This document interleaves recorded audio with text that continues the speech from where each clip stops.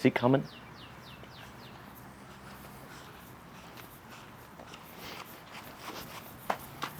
Oh, there we go. All right. You know, I'm a little late. You know, had to dry clean the socks. The socks with the slides? Yeah, I had to. All right. As Spider-Man, so I had to beat an old lady with a stick. I don't know if that's what Spider-Man did. He probably one or maybe one or two. Maybe one or two? Maybe one or Only if two. they were criminals. Oh, 100%. All right. All right. Hey, everybody. I'm Brad. We're doing an interview here with Gunson today. Hello. We're just going to learn some things about him. We're going to ask some questions. And we're just going to see what he says. We're going to see where this talk takes us. All right. You ready for this first one? You want to introduce yourself first? Let's introduce you. Hi, I'm Gunson. I make music of the hip hop kind or the whatever I'm feeling kind that needs to be or wants to be on the album. And yeah. Awesome. All right. So we got a kind of a basic rundown of like who you are. Where are you from? Where are you from? What are your main interests? Main interests or like where I'm from on the globe. Where are you from on the globe? From Michigan. And just mostly just music and other like nerdcore culture shit, pretty much. Whereabouts in Michigan? The suburbs, but Detroit, because no one would know where Northville is if you're not from Detroit. It's all Detroit. Yeah, I'm from here. If you don't know, that's a Michigan thing where it's like you tell people where you are based on on the mitten, the hand. All right, so you're talking a little bit about nerdcore, like so. Talk a little bit more about that. Talk a little bit more about your other interests. Just like gaming, anime shit, you know, just like what you would get bullied for if it wasn't mainstream today. Yeah, so kind of that change. Yeah. Okay. Which is just weird. Yeah, it is. What got you into it though? Like, what was like that defining moment that like started you on like that more nerdcore style, that anime style? Oh my God, I was a kid, dude. Like, literally, like, I grew up with, like, Ninja Turtles and Spider-Man, Batman, you know, just, like, all that stuff. Gotcha. Yeah. All right, so it's going to be a little bit of a veer, and I'm going to let you give two answers if you want. What's your favorite story and why? And this could be a story about music. This could be just a story about yourself. This could be anything. Like what story do you like to tell about yourself or about you in the music industry? That is a question I would never thought I would be asked. I can give you a little more structure. What is the dumbest thing that's happened in the studio? See, that's the weird thing is I do my thing and I leave. I don't really like hang out. Just all business when you're in there, because you gotta be there for recording. I mean, time. I joke around, but like it's not like I'm just here to kick it, you know. What about your first time in the studio? First time in the studio was crazy. Like talk about it. Never been to like an actual studio. My first studio was Blue Magic Studios. I go in there, it's 2021, 22, I don't remember. I go in there and I was just like, this is not a basement. Like, this shit just felt weird. And now I'm there like every day. It's just crazy. No, that makes complete sense. So it's like, what made you want to hit the studio for the first time? It's like, just, what was the build up to that? There's more pressure because you put like money in it, you put time in it, and it's just like you just gotta go. Like you just gotta make something, you know? Yeah, like, so it makes it real. Yeah. So like having that like that dedication of like, oh, like, you know what, I got a time set up right now. And if I'm there, like my time is money and I've got to get it set. I've got to get it going. I didn't realize when like artists are like, oh yeah, I'm going to like hit the studio, blah, blah. It's like, oh shit. Like he's actually like, he's literally in the lab. Like it's a different like culture to that word. Cause once experiencing it, cause you always hear it from like interviews, it's like, oh, I was at the studio, blah, blah, blah. It's like, okay, cool. I make music in my basement. But once you're at a studio, it changes like the whole like direction and like just how you, for me, it was just real. I was like, oh, like, damn. What got you to do it for the first time though? Like what made you actually sit down and say to yourself, I'm going to book studio time. I'm going to go to the studio. versus you like, stay in kind of like what is a creative and comfortable space, which is like, your basement or wherever you're writing, wherever you're making music. See, what was the first thing that made you do that? it just kind of just happened. Like I emailed the guy that was do the beat. I was like, hey, do you want to come over? He's like, oh, I got a studio. I was like, oh shit, okay, we'll just go there. And then it just happened like that. Really no rhyme or reason, just kind of like perfect timing. Makes sense. So, you talked, so this could be something that was an anime, it could be any form of media, could be music. What piece of media left a lasting impression for you? And that could be music, that could be anime, that could be a movie. Definitely One Piece. Why did it leave that impression on you? When I was in like, when I started reading One Piece, it was like 2000, I think it was, I can't remember, I think it was COVID. It was COVID or a little bit after. I think, we're just going to say it was COVID. It's been so long, I can't remember. But when I like started, because my friend I grew up with, he started reading from like Ennis Lobby Water 7. Like, I grew up with this guy. He's like, oh, you would like One Piece, Gunson? Oh, it's like the best shit ever. I'm like, I'll get around to it. It's long. And then I started it in COVID, and like I just cried. I was like, this is just the best story of all time. And it just relates to me and other people that have dreams. So you identified with, I think it's Luffy, right? Yeah. Well, just like the whole concept of the story. Because it's just like about a dude that's like, yeah, I have a dream that's so impossible, but I'm gonna do it. And that's pretty much like the whole story. But that's the thing that resonated for you. Yeah. Like that was the thing you were like, that's it. It just relates to me and music, because like everyone says like, oh, music's lightning in a bottle. Like, oh, you got to get like lucky, which is like partially true. I don't really believe in luck when it comes to like music and just when it comes to something you want to do. Like, I don't really believe in luck. What do you believe in? Just the hustle. Like, if you really want it, you're gonna move a mountain to do it. So I think it was Malcolm Gladwell that said, I don't remember the precise number that he had, but like to become a master at anything, you need 2,000, 4,000, some crazy amount of hours just doing that. I think it was 10,000. Yeah, that sounds right. So 10,000 hours. Like, and that's kind of the part of music you believe in, where you're like, that's what you need to do. You got to hit that 10,000 hours. You got to work like that. Oh, yeah. Which is like, it can be fun. Like, music should never be boring. Like, you should never be like, oh, I'm bored. All right. And no, that's just lame. All right, so let's talk more about music. What was the first artist that you remember that kind of started your journey, that like really resonated with you, that you really heard and you were like, all right, this, and it kind of like impacted your tastes? Who would that guy be to you? And it can be more than one. So I grew up on like theater music and like metal, like hair metal, like dad rock and air quotes, hip hop. Like, my mom listens to like 50 Cent. I put my mom on Chief Keef. Like, it's crazy. So I just always listened to a lot of music. But I would say like the first thing that got me into be like, okay, I want to make music, it was Metallica. 100%. Metallica. All right, which song, which album? Fight Fire with Fire. That's the first song I learned on the drums. So that's like a really interesting journey from, Metallica to hip hop, right? To rap. What made you like, all right, so first thing, like obviously like, you're talking about the quote unquote dad rock, you're talking about metal, and then like, hip hop is in there as well, like 50 Cent and all that stuff. Mm-hmm. Like, how does the metal and like that dad rock kind of like, how did that bleed over back into making rap?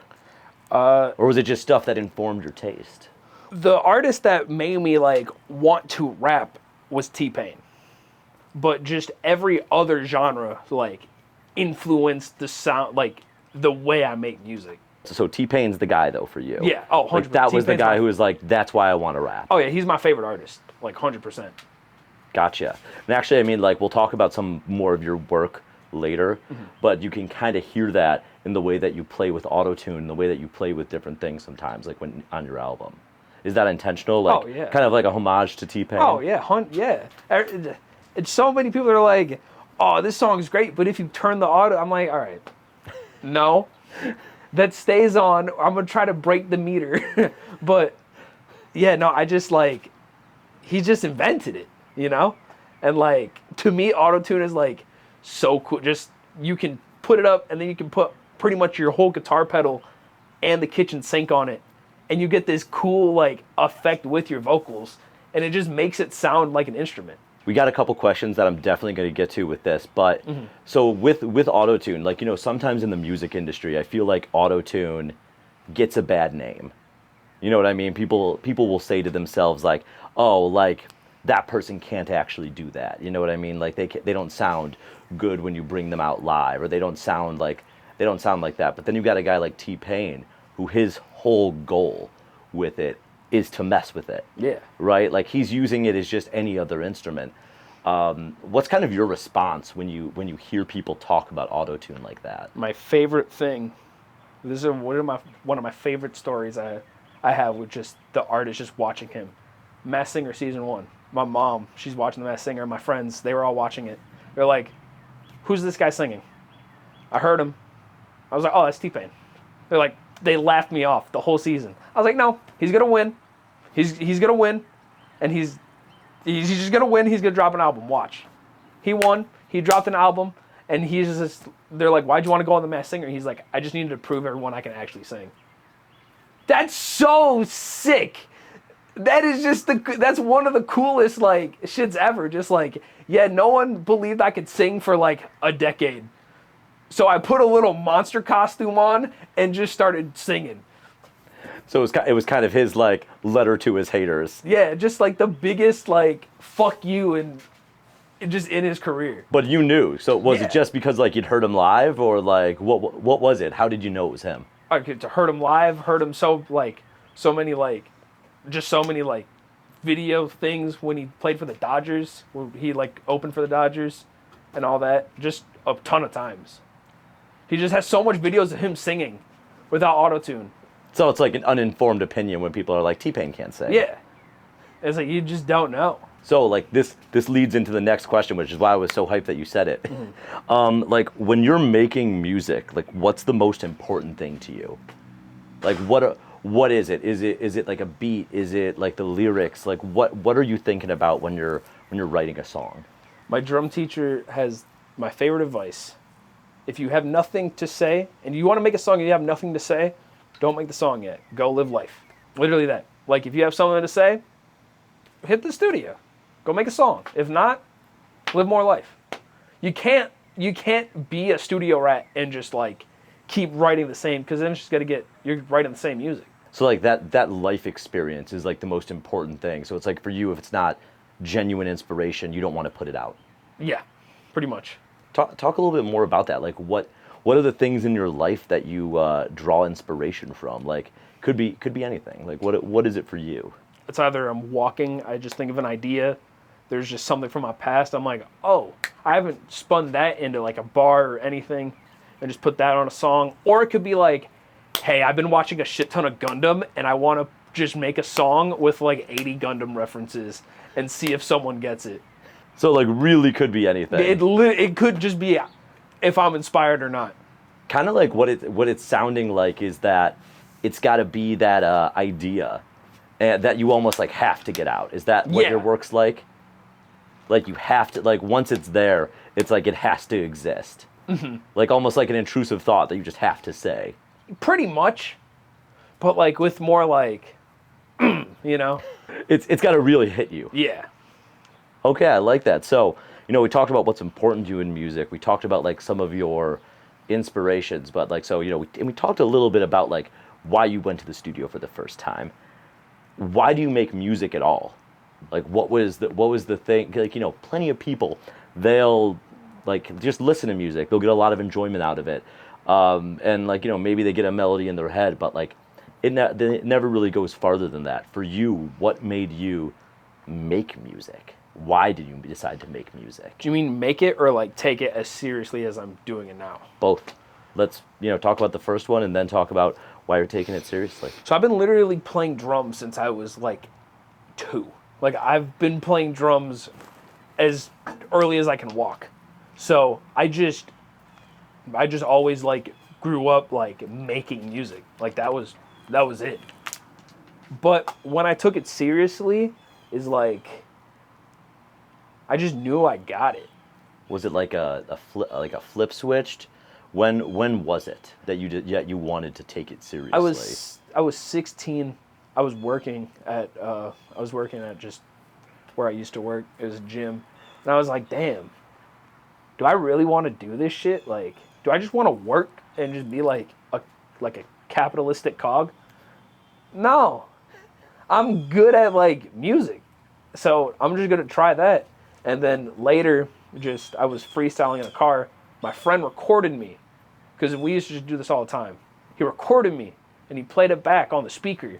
And I was like, oh, who is that? And he's like, that's you, dude. I was like, what? And it just clicked. I was like, oh, okay. If I didn't know that was me, I got something here. You know? You didn't even recognize I didn't even recognize myself the first time someone recorded me freestyling. Did he do it like later? Did he record you and then play it back for you like a day later or something like that? It was like 2-3 days later. He's like, yo, just check out, because he used to like, he didn't make beats, but he just was always a fan of music. And he's just like, oh yeah, check this shit out. And like played it. And I was like, who's that? He's like, that's you, dude. I was like, whoa. That's crazy. You didn't even remember it? No. Didn't remember what you said? Didn't remember anything about it? No, I just thought it was just some guy that he found. And you're like, oh, I like this guy. Yeah. That's a funny moment where you become like a fan of yourself in a way. And that's not having an ego. That's just like, oh shit, like I'm just. No, that's like a blind taste test. Yeah. Just like, oh, I just know I got something. And I'm not trying to be like, well, you always want to shoot for the moon, but I'm not trying to be famous. That word's so lame to me. That's a word with like no weight behind it. Why doesn't it have weight for you? It's so stupid. It's just putting another human with blood on a pedestal. It's just like, okay. It's not about the idol worship for you. No, it's just about the music. So just kind of like pure with the music. Yeah. And just that. Like if I wasn't so far in the hole of showing my face, I would have like the logo as a mask. Like 100%. But people know your face too much already? Look at where we are, bro. I'm too far in the hole. So you would have wanted to do like, a dead mouse thing where it's like no one saw your face. I feel like if I had this logo way back then, yeah. 100%. What's the logo from? My boy made it. I was just like, I need a logo. He's like, let me cook. Drew this up, and now it's just. Show that out to the camera. Shout out Cool Ori, bro. I don't know your company off the top of my head, but. So yeah, like, do you call that logo anything? Oh yeah, it's called the Broken Smile. I like that. Why do you like it so much? Why do you call it the Broken Smile? What does it mean to you? We're all fucked up. Every single human somehow is messed up, but you just gotta. Everyone smiles, but very, very little it's genuine. So that's why most people's smiles are broken. So it's almost like you don't buy the facade. Kind of like what people are presenting isn't necessarily the truth. Do you think like that's like a do you think that comes through in your music when you're talking, that like you want to cut through to something? I think my music is like the purest form of myself. Because I'm really like, this is going to go past like every like Instagram, TikTok music marketer. It's like, oh, make music for people. But no, make music for yourself. Like be the most authentic version of yourself in probably the timeless form of art ever. That makes sense. So for you, and like, you talked about how music for you, like when you have that idea, it's almost like something you have to get out. Yeah. Like it's like an urge to get it out. So it's like a genuine expression for you. Just a genuine feeling that you've got to get out into the world. Past the broken smile that like everyone else has. Where you're like, hey, here's like an unfiltered version of me. Is that accurate? Yeah, that's in better words I could ever do. Like that's perfect. Gotcha. So, we talked about why you do music. What do you want to achieve? And, we had a conversation, we had a little bit of a talk about you're not in it for fame. That's not what you want. You don't think that's real. So, what are you hoping to achieve with your music? It used to be like, oh, I want to save the world. No, that dream's too. I mean, it'd be sick. We could probably do it, but that's just not like a one-man show. Like, I'm just literally trying to make money, support myself, pay the bills, pay a car note, pay rent, all off music, and just support whoever is in my circle. Like, whoever's in the camp and they need help, hell yeah. So let's go farther than that though. So it's like, obviously money's a big deal. Like no matter what, we all got to make the paper. Yeah. That's basic. That's basic. But like, why do it with music? Oh, I love it. I don't want to work. I don't want to work something I hate, like ever. So it's really like you want to make that money doing something that you like truly love. Yeah, because when you if you die with regrets, that's just like, dang. Because you could have done it. You can do whatever you want. That's the crazy thing. People just, I don't know if people didn't unlock it yet, but you can do whatever. So you talked about, saving the world, right? And I'm going to bring this to your new album. Mm-hmm. So you want to be a hero.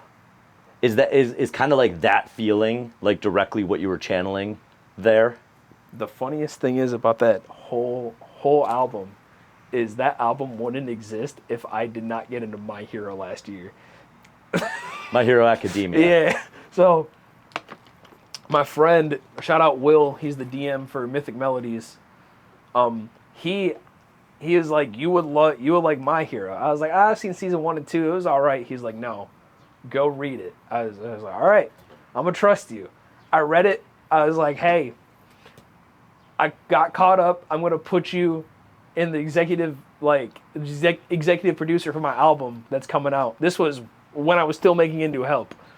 He's like, why? I was like, because my next album is going to be themed around superheroes and My Hero. Because I grew up learning how to read through comic books. So I just was raised on superheroes.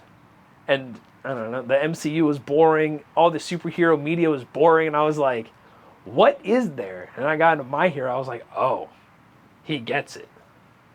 Like, he gets what being a superhero is. What is that? Fighting for something greater than yourself and someone that can't fight or doesn't know how to fight for themselves. Gotcha. So who were those comics you were reading when you were younger? Spider-Man, Batman, Captain America, TMNT, Pokemon Adventures, Superman, X-Men. Gotcha. Okay, so we're on the theme of superheroes, and they always got like that adversary, right? Mm-hmm. Like in real life, it's never that clear cut, like what you're trying to overcome. It's never like, I think life would be easier if we all had a Lex Luthor, because that's a guy. You know what I mean? Yeah.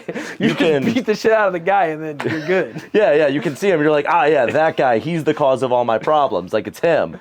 But real life's weirder, right? So what fear have you overcome, or what fear are you trying to overcome? What am I trying to overcome? Here's the question: like, what keeps you up at night? Like when you can't sleep, which by the way, great track, hard to sleep.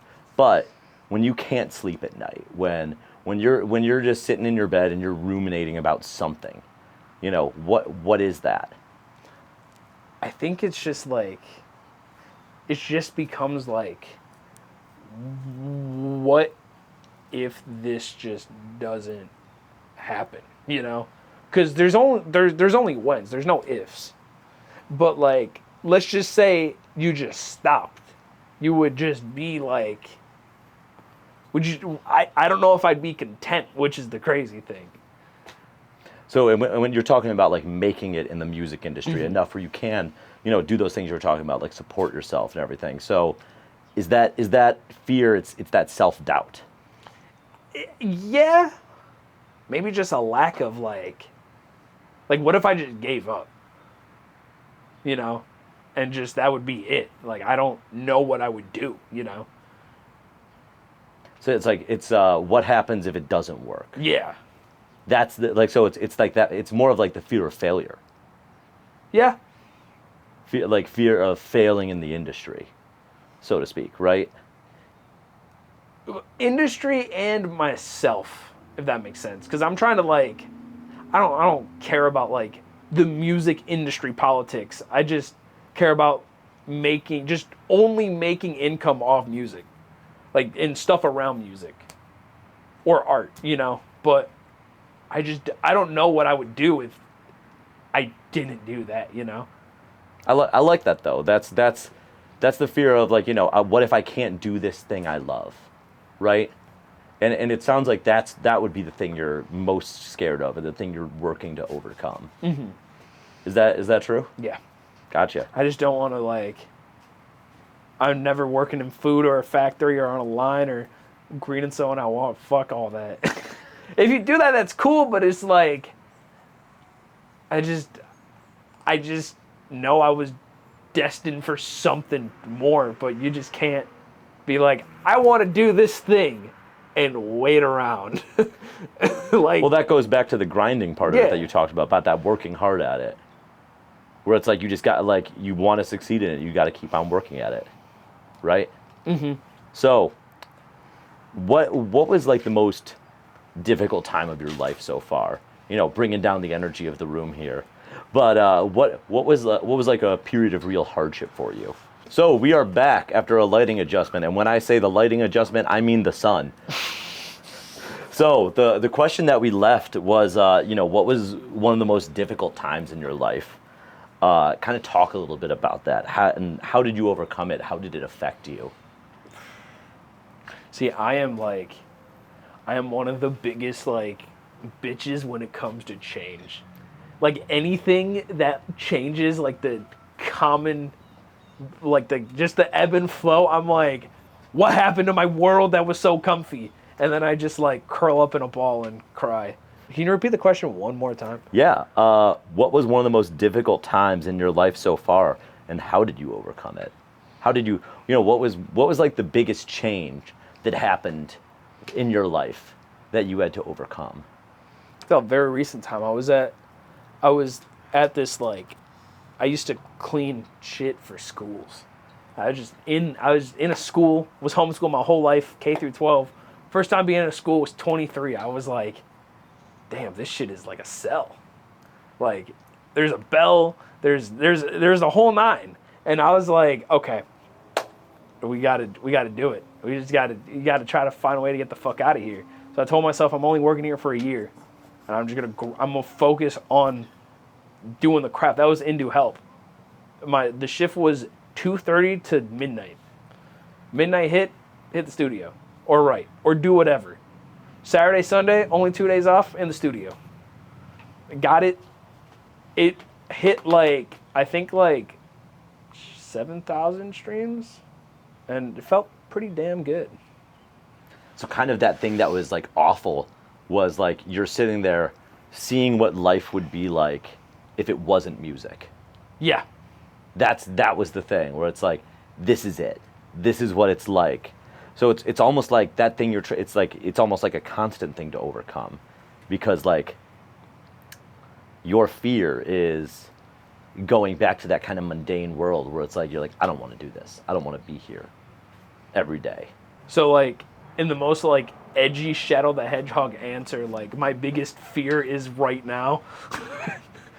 Not like in this interview, but just like the whole like not living either, because that just sounds like I need like therapy, but the whole like, do you get what I'm trying to say? I feel like I'm wording it very.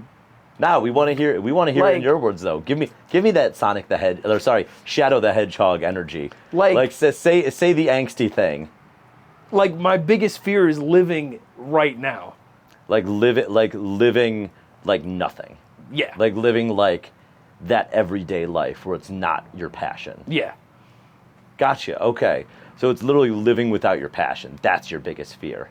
Okay. I like that. That's it. That's interesting. You didn't expect it to get Freudian here, did you? And the ocean. The ocean. The ocean is. Talk about the ocean. What's scary about the ocean? Dude, we don't know anything. It's just deep. We don't know anything about it. It's crazy. We don't know anything about it, and it's just vast. It's that unknown. Yeah. It's that unknown. Because we know like so much shit about space. Like we know more about that than the ocean, and half of our world is water. It's like most of the world. Yeah. All right, so things that Gunson doesn't fuck with. normal life, working without his passions, and the ocean. And the ocean. What else? What else doesn't Gunson fuck with? I don't like bugs. I would just stomp the shit out of you if you're in my house. I don't like fruit. No fruit? Nah.